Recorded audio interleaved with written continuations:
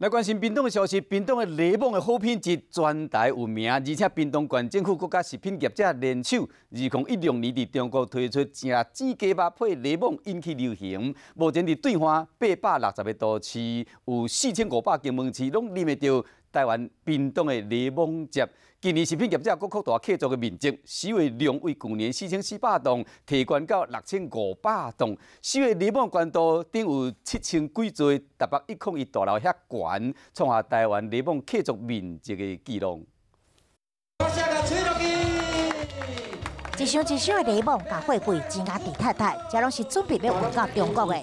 屏东的柠檬好滋味，那是闻名全台，这食品的大厂嘛落单。2016年开始，就采购屏东的柠檬，伫中国连锁店咧，有打出着食煎鸡肉配柠檬，真是真流行。因此，这收购量搁再提升，对2017年的4400栋提悬到6500栋，这收买柠檬的关度咧，等于有将近9000座的101大楼遐尼悬。柠檬呢，又是在屏东是占了整个全国的生产量的70%，每10颗柠檬有7颗是来自屏东生产。那以这么大的面积，农民的整个就业市场是一个很大。农民好生活。柠檬果农大家拢真欢喜，笑眯眯。那是一粒一粒的柠檬销中国，这食品厂也有加买1800栋的柠檬原汁，累计3档来采购的金额已经超过3.3亿啊！